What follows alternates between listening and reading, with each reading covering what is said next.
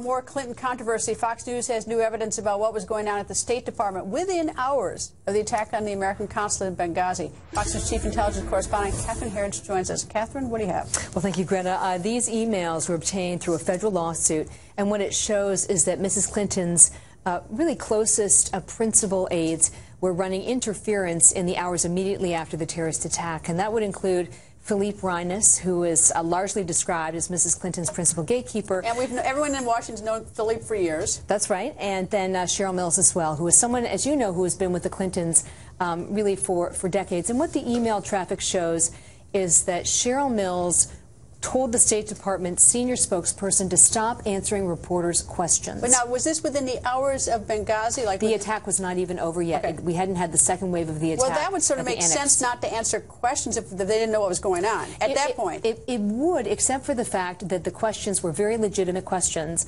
about the status of Ambassador Chris Stevens and his whereabouts. He was missing, as you know, for a prolonged period of time, and then the body was ultimately found. But the impact of Cheryl Mills telling a senior State Department spokesperson not to answer reporters' questions meant that Mrs. Clinton's statement, and this was the first statement by the administration to wrongly link the attack to a protest that did not happen, sparked by a video, was left unchallenged and not updated through the course of that evening. And that became the dominant explanation for what happened. Well, the video thing was, I thought, was goofy from the get-go, but as I recall, a little bit, the thing about the ambassador is that there was some question, as I recall, is whether or not some people, the U.S. got summoned to the hospital, and they didn't know if that was a trap or not. So there was a lot of uncertainty about what was going on, because it was about an 8 or 9 hour operation. Well, it was, but you have to look at the emails and say, are these the people who should be dictating the course of the State Department in a crisis situation? And here's the other interesting thing about these emails that were obtained by Judicial Watch, who's been suing really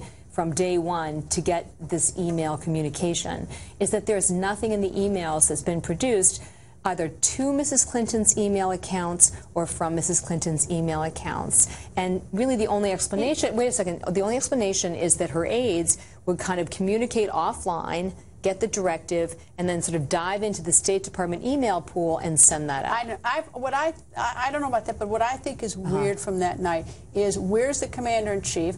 Where is the CIA director? That's a very legitimate question. Where is the CIA director? Because they had a huge CIA operation there. And where's the Pentagon? Why don't we have communications among those, the four groups? Why is the State Department handling what's essentially a military operation at that point? Well, and the CIA, who's got all their people there. Well, you've hit on something extremely important, because at the end of the day, one of the primary reasons for being in eastern Libya had to do with the State Department.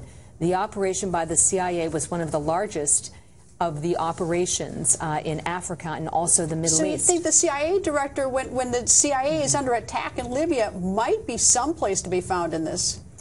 Well, there is communication with David Petraeus that evening, but one of the things that never happened is something called the Counterterrorism Support Group was never stood up by the White House, and that's a very standard practice in a crisis situation. Where was the president? Where was, then we get back to the question, where was the president? You ask all the important questions. Anyway, Catherine, we'll find out. As always, thank you. You're welcome.